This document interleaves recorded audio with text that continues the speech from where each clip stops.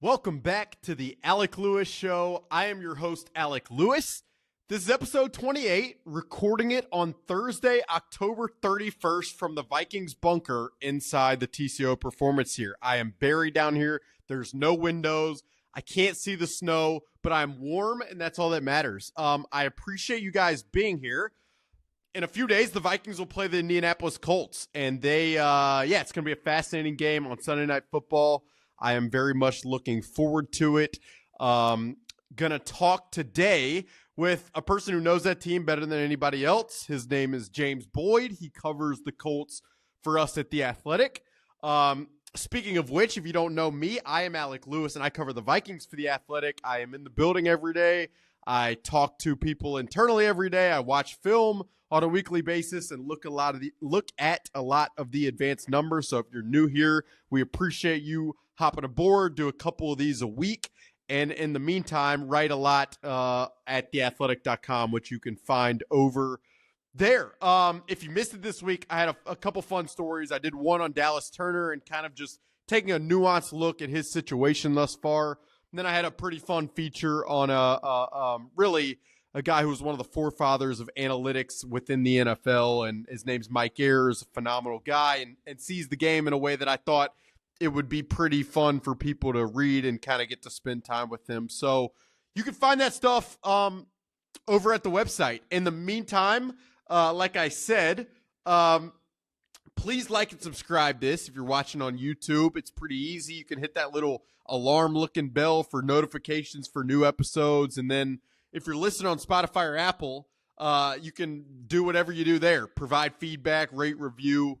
That stuff helps us out. And I tossed this out on the earlier episode this week. But if you have anybody that you know, or you yourself, you got a company, you think it'd be fun to sponsor the Alec Lewis Show, would love to talk about the opportunity to do that, support some local brands, you can email me, aleclewis54@gmail.com if that is of interest. I will not waste any more time.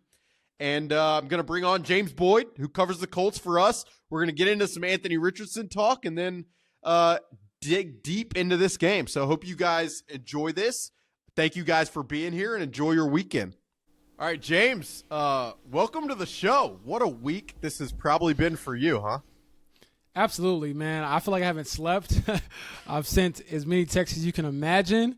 I've, interviewed as many players as possible, obviously involving the QB change, but never a dull moment on this beat with this team. Can you kind of take me through? I mean, I guess I'm going to ask you to just relive your week, which maybe you're like, it's a nightmare and you want to do nothing but I mean, I like going back to Sunday and the tap out moment to now. Yeah. I mean, I just, can you just walk me through what it has been like to be in that building, to be around, talking to the players in that environment, and just what that's been like in the 5 days or so since that moment that obviously went viral? Absolutely. I'll start with the play itself. I think people have kind of forgotten what happened on the play. Anthony threw a 318-pound lineman off his back and then went and scrambled and got sacked, quote unquote, was for a 0-yard gain. But he got back to the line of scrimmage after chucking a huge person off his back, and then he asked for a breather. And during the game, we were all like, is he hurt? Like, what's going on? Because obviously he's had injury history, so you were concerned. And then it was reported by the broadcast that he was just winded. Or, I'm thinking, okay, maybe you got the wind knocked out of you, whatever, game goes on.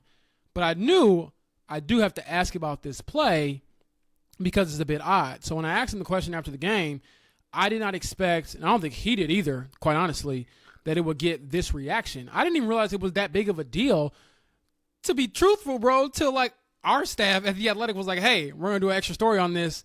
What'd he say? And I'm like, here, this is what he said. He was tired, and we moved on. Like, I don't think, and I had talked to Anthony one-on-one in the locker room after the podium. I wouldn't talk about that play. It was just more about like, hey, how do you keep your head up? You're going through struggles. But I promise you, if he could take that back, he probably would, because he just didn't understand the magnitude. And I didn't either until I heard more football people. I never played football in my life, but I heard more people talk about it. Damian Woody came out and said something. I saw Cam Newton said something recently. Shannon Sharp. So I was like, wow, all these people are saying these things.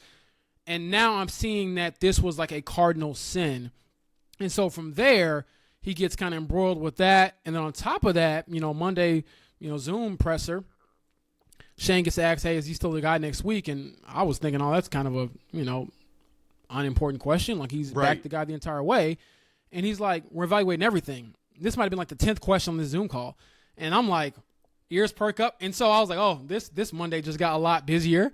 And so that shifted everything. And then obviously we prepared and we kind of knew, okay, once you open that door and you say we're evaluating everything, every coach in history changes their quarterback once they make that statement. So it wasn't like I was blindsided the next day. Oh my gosh, this is happening. He kind of gave it away. And it to me, it was just so fascinating because I actually counted the days, 15 days apart, he unequivocally backed Anthony Richardson to, this past Tuesday, basically when the story broke. Shout out to Diana Rossini for getting the scoop there. But yeah, it kind of came fast. And talking to Anthony, talking to the players, I think there is a lot of emotions, mixed emotions there. Shane Steichen said that this was his decision. This was not made by Jim Irsay. This was not made by Chris Ballard. He gets the final say. He chose to do this. And I think for me and the rest of the beat, really the team, even the players, they're just wondering, where do we go from here? Joe Flacco's 39. He's not getting any younger, Alec. Yeah.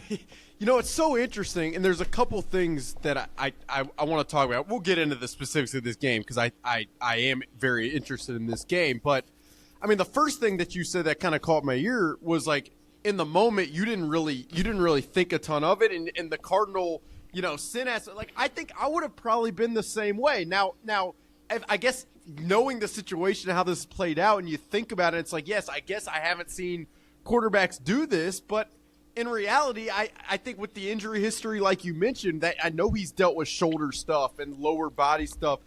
I probably would have I'd have shrugged it off. So I think it's probably a pretty normal, and I appreciate the honesty of you, like, just saying that. And the other thing, I mean, you mentioned the play itself, and Brian Flores was asked about it earlier this week. And like, Flo he can sometimes probably play the game, or he's talking the other side. But he's like, did you see the play? Like, and going back and watching it, you're like, holy cow. I mean, yeah. Yes.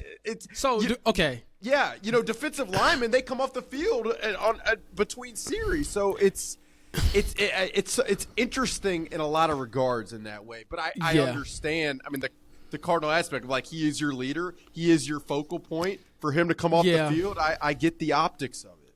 Yeah, what bothered me about it is people keep saying, and I get it, he shouldn't have came out, but they compare him to, would Tom Brady ever do this? Would Peyton Manning ever do this? No, but would they ever do what he just did? Like, it almost feels like if he just took the sack and got a breather that way and came out the game, no one will be talking about this. And I also think that this kind of just piled onto a bad game. He's 10 for 32 passing, terrible performance, all around. I think even just the offense in general was not good outside of Jonathan Taylor. The receivers didn't help him out. The offensive line allowed a ton of pressure. It wasn't all on Anthony, but to come out and then say you were tired, and then maybe the tone in which he said it, he was like, oh, I was just tired. And I'm like, okay, that's weird, but I didn't think it was like a mistake until later. And you could tell, been around Anthony for a better part of 2 years now. I feel like I've gotten to know him on a fairly personal level. I even talked about being a dad earlier this year and did a story on that, all these things to kind of encapsulate the entire person. He was crushed. I haven't seen him look this sad or this devastated when he was talking to us than when he got hurt the first time with the shoulder. Wow. That's like as depressed as I've kind of seen him be. Now, he was a little bit more upbeat in like practice today. And, if the sun came up, you're still in the NFL living your dream. But I do think that this is going to be a very, very hard lesson for him to learn. And if people have asked me a million different ways, like, do you think it was the tap out? Do you think it was his play? Like, why did they pull the plug? I think it's a combination of all of those things. And I would say Anthony going forward probably has to, even if it isn't who he naturally is, he has to be a little bit more militant as the quarterback because he's got a big personality. And we were talking about in the media room the other day, like, what's the number one emotion you see from him on the field? It's joy. It's a little bit of goofiness. It's kind of this like happy-go-lucky style, and that doesn't always go over well, especially when you're not playing well. You can do whatever you want when you win, but when you're struggling and you come out there and it's like, oh yeah, I'm still a great passer. You know, he's like, no, you're not. You're not. Like, definitively, you are not a great passer in the NFL. You can't come out and say that and say, oh, I'm the best runner in the NFL other than Lamar Jackson. No, you're not. Like, right, we haven't seen it. Right, it just doesn't hit. You mentioned the joy. Like, I was going back and watching some of the film from the game, and he does, like, I think on one of those touchdown passes that was it might have been Josh Downs was called out of bounds, or might have been Alec Pierce. I don't even remember. But he springs down the field in celebration, like, you know, he's pumped about it. And then the play is obviously not completed. And I mean, you kind of got there, but part of me wanted to, you know, I'm fascinated in quarterback development. Yeah. I you know this about me too. I went down to Jacksonville, and I spent a few hours watching Anthony throw with a couple of his trainers, Tom Gormley, Will Hewlett. And I mean, you know this about when you're around these guys, you never really get to know them, like really get to know them. But I mean, he and I had a couple conversations. I was like, this guy, great dude to talk to. He was asking about me, like, just in terms of introduction, did not like act like he was above it. So part of me, I have this kind of, like, I enjoyed watching him work out. Thought he was a freak athlete, watching him up close. He is. And so I guess, like, I was going to ask you, like, how much of this move do you feel like is, like, maybe how the locker room, the vibe of it all within the locker room versus, like, executive coach, like, preservation? Like, is that an aspect of? I mean, I wondered where your mind would go with that. My mind goes to the locker room first. Like, how did they react to it? And we all asked about the play. And I do think that a lot of them said, even starting center Ryan Kelly, he was like, hey, he's going to catch some heat for this, and rightfully so. Josh Downs kind of went the other way and was like, you know, and they came in together as rookies.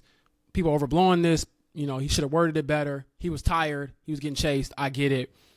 And the one person I wanted to hear from and actually talk to him today was Quentin Nelson. And he's a left guard for the Colts, probably their best player on the team. He's on a Hall of Fame trajectory. He's a really great player. Very short on words. Not always the easiest interview. But I've gained a certain level, I think, of, like, respect, mutual respect with him. Because I've talked to him. Because he loves Anthony. And that's one thing that I know, because I talked to him after games. And I was like, and I'm trying to force myself to talk to different people about this guy. And I've asked different guys, why do you believe in him? And he's always had his back. And so you could tell he was hurt by the decision. And he came out and said, I still think he can be a good player in this league. You know, he's made some throws. He did a good job avoiding sacks. Like, he, you know, doubled down. Because I said, hey, man, you had his back. You went to bat for him several times this year. And he said, I still do. I still will. And so I don't think that this is a decision that the locker room looked at that one play and was like, let's get rid of this guy. He's not going to be the guy. Now, some might feel that way. But of the big-time leaders, I don't think they lost, like, respect for him. I think there is some maturity there. And talking to a couple sources, they were like, hey, he was, like, blindly naive to admit that he was tired or even to come out the game in the first place. But, again, I think this locker room, is kind of, getting to rally around Joe. They're not going to ditch the guy. They believe in Joe Flacco. And quite honestly, this wouldn't be happening if Joe Flacco wasn't as good as he is as a backup quarterback and potential starter at this point. But, yeah, man, it didn't go over, I guess, as smoothly as some might think. You know, some of the general public, people who aren't here, they're like, look at his completion percentage. Look at this. Like, it's over. Like, get rid of him. Nah, man, like, these guys really love this dude. And I know Quentin Nelson loves him. Like, even when I remember asking after the Green Bay game, they lost to, the Jordan Loveless Packers and Malik Willis, and it was a bad day for the offense. And I was asking him, hey, Anthony kind of struggled today. And before I could even get the question out, he was like, F whatever you're about to say, that's my guy. So, like, I was like, wow, okay. Like, it was a rough day. It wasn't like I was setting him up to, give me some crazy quote. I was just like, hey, I think the question was, actually I remember, I was like, hey, how do you pick a guy up or have his back after like this? He was like, first of all, he's a grown man. We're not going to pick him up. He's like, I don't pick anybody up, but I have his back. That's my guy. I believe in him. He's going to get better. He's going to do this. And I was like, wow. And so, again, it's a tough situation to be in. And I asked Shane, I said, hey, do you think your locker room is unified on this? And I know it's a tough question.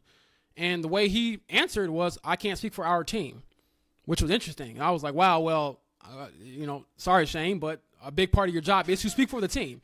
I mean, quite honestly, the GM isn't coming out to talk anytime soon. The owner isn't coming out to talk anytime soon. We'd love to get those guys on the record in front of mics and cameras.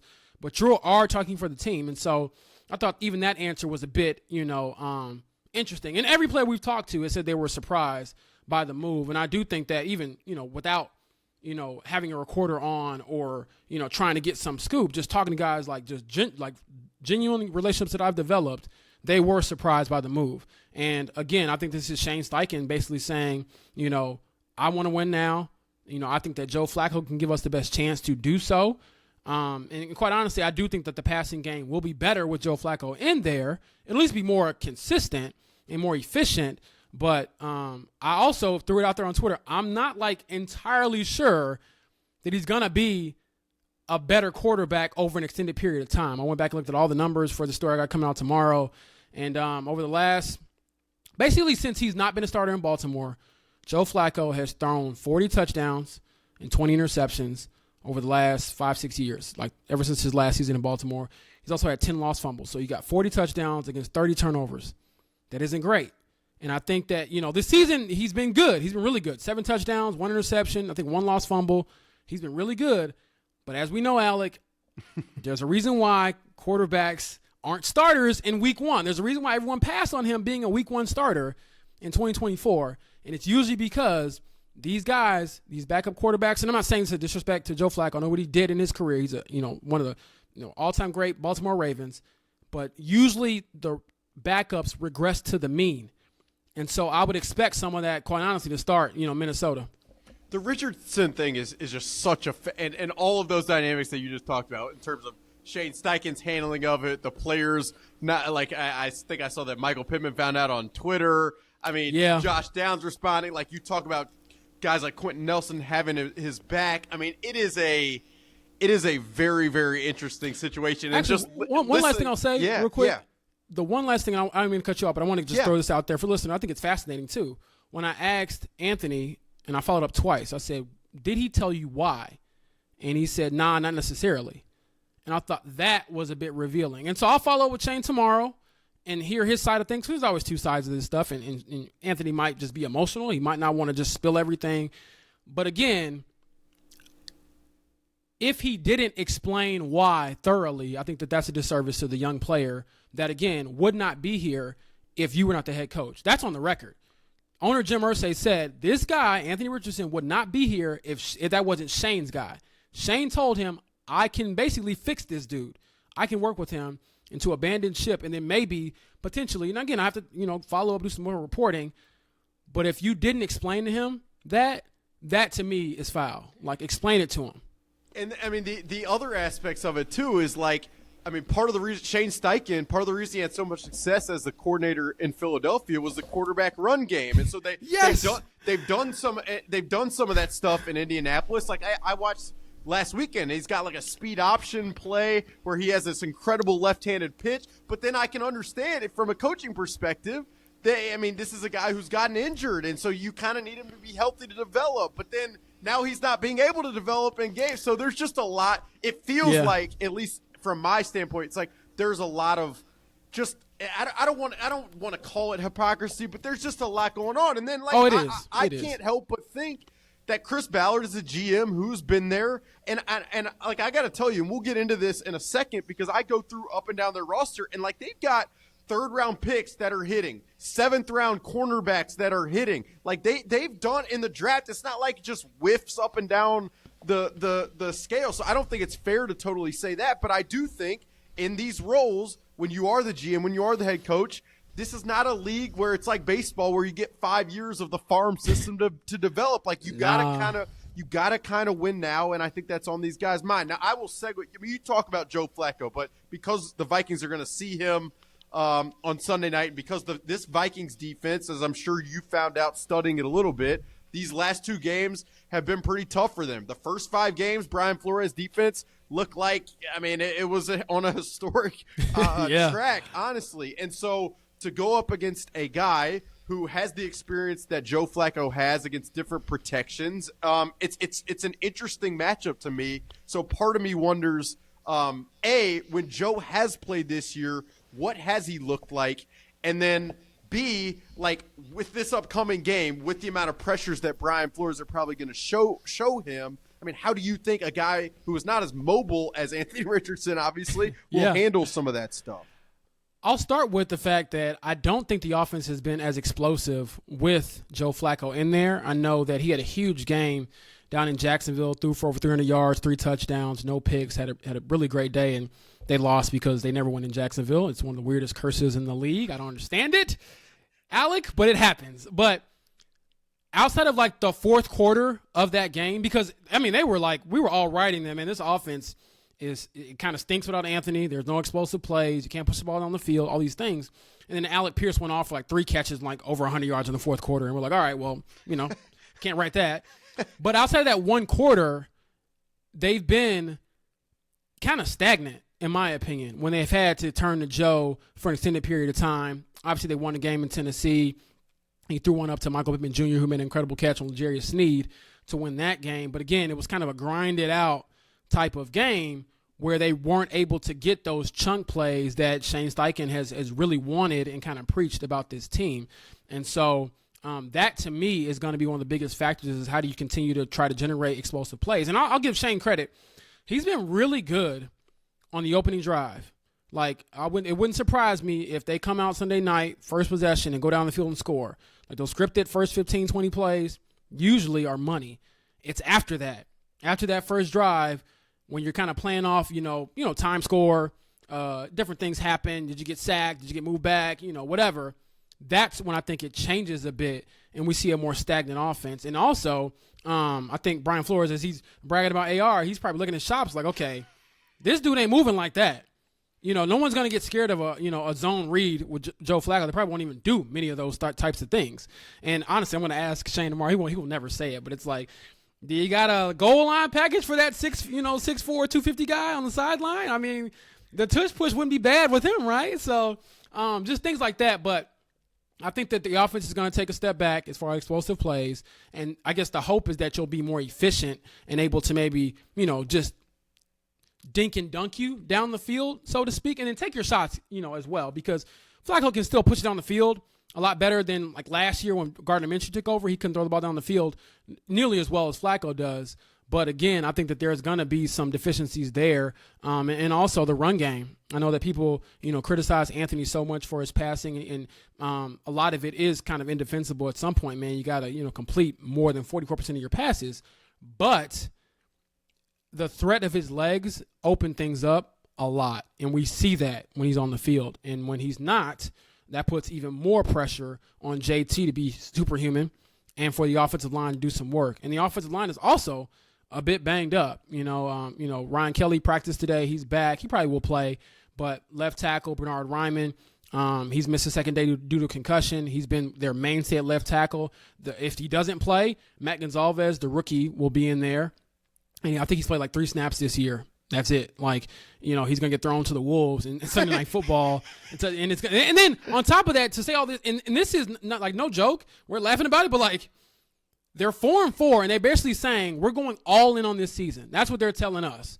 I can debate how all in they really are because I'm like, if you're all in, then make some trades at the deadline. Go get some players. But you're saying we're going to this quarterback, don't really care about the defense, who it is, and we believe we can go out there and win. And I'm like, all right, well, you're telling your rookie, our season's on you as well. Protect his blind side. It's tough. Yeah, and really, honestly, it's more pressure on Shane Steichen. It's like you make this decision. Absolutely. And now, again, like to take away the one-man explosive play rate that is Anthony Richardson. It's like now it's on Shane Steichen to create those explosives. And I have to imagine, and you kind of talked about it, like the idea probably in this switch and how it maybe could help them in the short term. Now the question, the aside would be help them how far, but I mean you become more efficient in the passing game and you probably limit turnovers and you become more efficient so it keeps drives alive. But just as well as I do because you've studied this stuff a lot. Scores often happen because of explosive plays. The idea that you're going to go 12-play drive over and over doesn't happen because sacks happen and because offenses go backwards. And listening to you talk about after the opening few drives, like, I know Vikings fans right now who just heard you say they're like, James, yes, this happens in a minute. Like that is the situation always if you're not generating explosive plays. I wanted to ask, you mentioned Bernhard Raimann, the left tackle, and his replacement, but the rest of the offensive line and then the skill group outside of Jonathan Taylor, like, describe to me how you feel about those two units as this Vikings defense kind of prepares for them. Yeah, let's start with the offensive line. So, excluding Bernhard Raimann, who could, again, be replaced by Matt Gonzalez out of Pittsburgh, I believe. You got left guard, Quentin Nelson, who, again, I believe he's their best player, pound for pound on the roster. But he's also had some penalty issues this year. I believe he's got, I want to say, 4 false starts this year, or actually it might be higher than that, but it might be 6. But point being, he has more false starts this season than he has in the previous 3 combined. And I asked him about that today. He's very short with me. He's like, I just got to focus and lock in. That's Quentin Nelson. But, again, going back to our original point, he gave me 6 words on that, and he gave me like 30 or 50 about Anthony Richardson. The same questions were pretty short. So, again, it lets you know, again, how much he loves that guy. But Quentin Nelson hasn't been himself. And there's been some pre-snap stuff, and they've been going backwards because of it. And then you have your center, Ryan Kelly, who's been a bit banged up this season. He's missed a couple games. Tanner Bortolini, the rookie, has come in and done a fine job. But he's the center. And then right guard, looking at, honestly, undrafted rookie Dalton Tucker. He shout out to him. He got thrown in the fire after Will Fries, had a terrible leg break, honestly. And that's a in the good game player. A few weeks ago. Yes. He's a good player. Yeah, Will Fries was on track to get paid this offseason. In the contract year, I feel bad for him. And I guess if you're a shrewd Colts fan, you're like, well, he can come back to Indianapolis on a discounted deal because he was going to get paid. He was playing very, very well. And then Dalton Tucker stepped in. And I always say this, if you don't hear anything about the offensive line and what he's doing a good job. Like that you only hear about them when they're doing a bad job. Always. So he's fine. I think that he'll be okay. And he's been in there for a few games now, so he's no longer, like the wide-eyed, I don't know anything that I'm doing. He's kind of getting there. Still I'm sure he'll see some things, and he's candid about it. He's like, yeah, this league, how strong they are, how fast they are, it's hard. And then right tackle Braden Smith, who's been kind of a mainstay there as well. He's one of those guys who just hasn't really I don't think he'll ever practice fully, quite honestly, and again in his career, like throughout an entire week. Wow. He just deals with knee pain.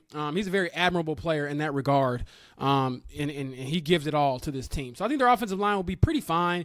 They were a little shaky last game, gave up a lot of pressures, but throughout the season, I would say they've been pretty good, especially in pass protection. So we'll see how that holds up. And then also, one quick aside, if you're trying to rely on JT in the run game, he's also not the greatest pass blocker. He's actually not good at it either. And that's relevant.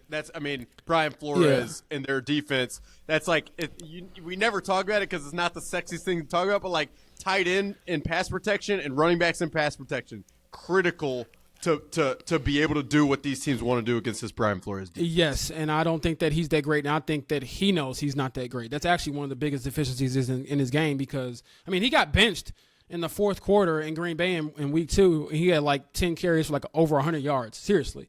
He was balling. I think it was like 12 for maybe like 103 or something like that. They benched him because they went to all passing, and they just do not trust him. They wouldn't say it on the record. We asked him. We asked Shane.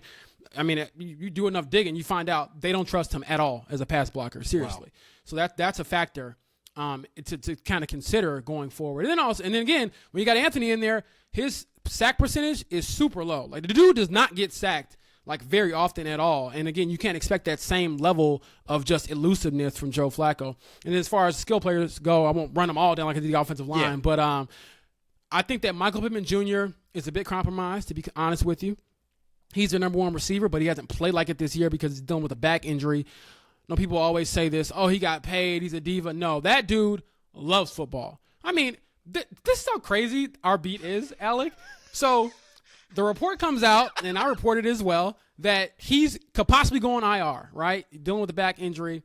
And then literally the next day, he's practicing. And we're like, what the heck? Did we all just get like duped or whatever? And I have, again, solid sources. I wasn't just reporting, phony stuff. And what I love about Pitt, we asked him about it, and he goes, oh yeah, that the report was that was true. We were considering that. And I'm like, who says that? What player says that? And he basically said, if I can walk, I'm going to go out there and play. And so I kind of look at him as like a week-to-week guy. And quite honestly, they have to give him a reason to go out there and put his body on the line to even play through this stuff. If they lose their next 3 or 4, what's the risk? What's the worth of him going out there to possibly further injure his back? But he's compromised. He's not the same Pittman that the physical, and maybe he feels better. This is the coming week. He said he doesn't feel anything on Sundays. So I guess the health insurance and drugs are pretty good. But he's one to keep an eye on. And then Josh Downs, I would say, has kind of emerged as their maybe most consistent playmaker, just because whatever quarterback's in there, he knows how to get open in short area situations. Do not put a linebacker on him. He will cook him every single time. And he's a fierce competitor. And he has a knack just for kind of sitting down in the right zone, making the right reads, and never really getting hit flush, over like the middle. I know he's like a littler guy. He hates being called that, but he plays sometimes a little bit bigger than he is. And then Alec Pierce, as you all know, I think last year and even this year, he's probably on pace to run the most go balls in the league. Like, all he does is run. And so if you sleep over the top, he's going to burn you. He's very, very, dynamic in that way. And Reggie Wayne has kind of dubbed him white chocolate. So keep an eye on white chocolate. That's pretty good. Josh Downs, that guy flashed on the tape for sure. And the Vikings, one of the areas they've gotten beat recently in the last 2 games is underneath and over the middle. And I'm thinking, like, that is a guy not to mention the tight ends, and we don't need to wade through those. But I think, like, that's what I will be watching very closely this weekend, especially if Blake Cashman does not play, and he hasn't practiced this week. He hasn't played the last 2 games, and it's been a critical aspect to why their defense has not been as productive. I want to talk about the Colts defense really quickly, and I'll just encompass it all in one, and then I'll let you take it wherever you want to take it. But I watched this defense on film against the Texans, and I'm seeing guys that I don't know. I'm seeing this guy, Dayo. I don't know his last name. I can't pronounce it. Dayo Odengbo, yeah. Dayo. This guy's all over the field. I've never heard of this guy. Pretty impressive. I know Leatu Latu, their first-round pick, edge rusher.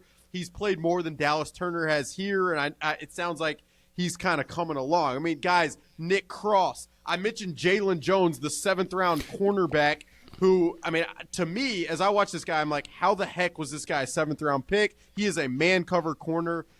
This is a Gus Bradley defense, which everyone always says. It's like people like saying the word Gus or something. Yeah. They play a lot of cover 3. Yeah. They do a lot of blitzing stuff on 3rd down. DeForest Buckner and Grover Stewart inside. From a Vikings perspective, it's a little worrisome because Ed Ingram and Blake Brandell in the interior have not been the most stout. So, just how do you describe this defense of characters who are not talked about nationally, and how do you feel like they have performed thus far this year?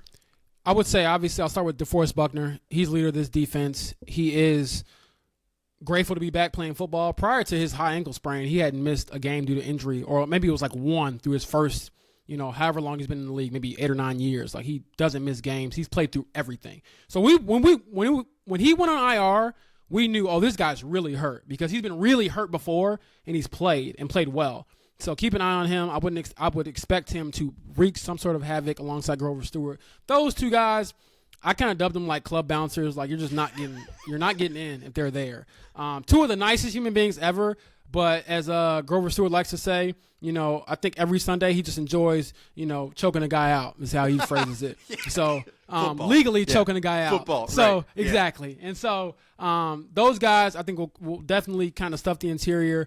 And then I would say some of their pass rush has been a bit of an issue because they haven't been able to get home. Some of that has been getting the ball out super quick. They were not able to get home against the Titans because they made it very clear to Will Levis to get the ball out. But I think Leatu is kind of disappointed in himself to not have more sacks to this point. He is coming along, but he's someone who hasn't really had like that a game-breaking like a run or like in the game he's made a few plays, but he hasn't had like a string of games where he's kind of come on and he's trying to turn that corner soon. And you mentioned Dayo. Big guy, elusive guy. He can get around the edge. They can move him inside or outside. Talented guy. And then really, to me, the back end was the biggest question mark coming into this season. And so you got to give credit to Nick Cross. They didn't name him a starter basically until like they had to. Like we asked about it all offseason. They would not name a safety because they just didn't. I don't know if they didn't believe in him or what. He's answered the bell. Again, we're not talking about the guy. He's not messing up a ton. So he's solid. Jalen Jones, as you mentioned, I think probably one of the biggest reasons he might have dropped is because he's super handsy. And even last year, he kind of struggled with some penalties. And I think that he's gotten a lot better about being physical and kind of finding that line so he's not constantly getting flagged. I talked to actually Ryan Miles, the Colts DB coach, about him, and he was saying he's a lot more disciplined with like his hand placement and things like that and being physical and kind of riding that line a lot better. And he's a player, though. He's someone that they depend on. And I would say if the Vikings, are looking for a weakness and for the fans, you can perk your ears up. To me, it's a linebacker room. I don't think that Zaire Franklin and E.J. Speed have been at the level they've been in the past. And I get it. Zaire Franklin leads the league in tackles, but I would say the majority of his tackles, or not even the majority, because most linebackers, the majority of his tackles aren't going to be splash plays, but not enough of them have been. It's usually him kind of rallying to the ball or getting beat, dragging the guy down. And he would even say this himself, and EJ as well, that they haven't played to the standard that they've played in the past. And so to me, that's the biggest, one of the biggest weaknesses of this defense is that middle linebacker, weak side linebacker, like those type of moments where, a running back should only get, quite frankly, 3 or 4 yards and they're gashing them. And if you're trying to run the ball, keep things balanced, I think that you have a decent chance of doing that, if you can get through sort of like that mid-second level because those guys have not played up to the standard that they have held themselves to. And we've seen it, man. I mean, Green Bay ran all over them. Houston's ran all over them twice now. And, Tank Bigsby, I don't think he ever had a 100-yard rushing game, and he had one against the Colts. And Zaire Franklin, he said it after that game. He's like, man, we turning guys into, doing things that I don't even think he really liked that. And I'm like, well, he was today, so their thing and what they've kind of trying to been shed throughout the early part of the season, and now that we're getting to the second half, or not second half, but like this middle part, is not letting like some guy on the other team just go off. Like, that's the crazy part about it. Like, they played the Bears. They beat the Bears, but, Caleb threw for over 300 yards. They beat the Steelers, but then Justin Fields still had a huge day. And so, and then the last thing I'll say is, like, they haven't had a ton of takeaways. Yeah. They had a few here and there, but they've given up a ton of yards. I want to say they're 28th in yards allowed, and there might be, like, 13th or 14th in, like, points allowed. But as we know, Alec, at some point, like, you giving up that many yards is going to lead to more points. No question. And the linebackers, you bring that up. I mean, you know this. TJ Hockenson is back this weekend, and people have asked me, like friends have asked me, fans here locally, they're like, should I start this guy? What? Yeah. And I think he's fully healthy. And I mean, what the Vikings and Kevin O'Connell do really well with their formational type strategy is they will make sure TJ Hockenson is facing a Sam linebacker on the strong side or a nickel, a linebacker who's not fast enough to stick with him, a nickel who's not big enough to guard him. And, I mean, I said this earlier on Twitter, but, I mean, when the Vikings had Jordan Addison, T.J. Hockenson, and Justin Jefferson last year, they were as explosive as you could possibly be offensively. Now they're going to have those 3 guys. They're also going to have Aaron Jones, who's been phenomenal this year, both on the ground and in the passing game. Again, against linebackers oftentimes. And they have Jalen Naylor, their third receiver, who has really come on this year. So, to me, it is offensively, it's going to become a question of if they can hold up. I think there's going to be a lot of yards. There's going to be a lot of yards to be had in this game. And then you mentioning Shane Steichen and how good they've been early in games. I mean, that's another aspect of it. The Vikings have they've thrived when they've led early in games because it's allowed Brian Flores and this defense to put offenses in very tough situations. So, again, fascinating. I'm not going to ask you for a prediction, but what is your feel as you've dealt with one of the craziest weeks, it sounds like, that I can imagine, although you cover a team where crazy weeks are just constant. I mean, I think that it's going to be a tough game for them, quite honestly. Just this gauntlet of games that they've kind of been in.